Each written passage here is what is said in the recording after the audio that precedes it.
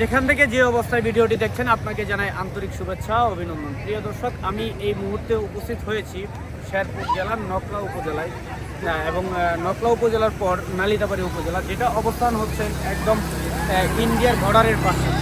সেখান থেকে আমি এই মুহূর্তে আপনাদেরকে দেখানোর চেষ্টা করছি যে এখানে বৃষ্টির পানি ও ইন্ডিয়ার বর্ডার থেকে যে বৃষ্টির পানিটা নেমেছে তা দিয়ে এলাকার যা কিছু আছে সব কিছু তলিয়ে গেছে। এখানে হাজার হাজার পরিবার বাড়িঘর তলিয়ে গিয়েছে এবং আপনাদেরকে যদি আমি বাম পাশে দেখাতে চাই যে এদিকে এই পাশে আপনারা দেখছেন যে প্রচুর মানুষে মাছ মারছে। এগুলো কিন্তু আসলেই তারা উৎফুল্লিতভাবে মাছ মারছে, কিন্তু যাদের বড় বড় প্রজেক্টগুলো এভাবে তলিয়ে গেছে তারা কিন্তু অনেকটাই ক্ষতিগ্রস্ত হয়েছে।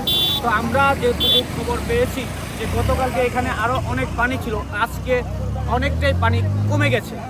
পাশাপাশি গতকালকে রাত এবং আজ সকালে একজন প্রায় 40 কেজি থেকে 200 কেজি পর্যন্ত মাছ ধরেছে এই ছোটো ছোটো জাল দিয়ে। এবং আপনাদেরকে যে দৃশ্যটা দেখাচ্ছি সেটা কিন্তু আপনার ঢাকা থেকে আপনার যে নালিতাবাড়ি উপজেলা আছে সেটার একদম মেন হাইওয়ে রোডে এখন এই মুহূর্তে আপনার পানি আছে প্রায় 24 থেকে 30 ইঞ্চি। এটা এতটুকু হলো রাস্তার উপর থেকে উপরে পানি, এবং আশেপাশের যত বাড়িঘর আছে সবগুলো তলিয়ে গেছে। এই মুহূর্তে আমি আপনাদেরকে এই নালিতাবাড়ির শেষ যেই 3 দিনে বৃষ্টি বর্ষণে এলাকা তলিয়ে গিয়েছে তার শেষ দৃশ্যটুকু দেখানোর চেষ্টা করেছি।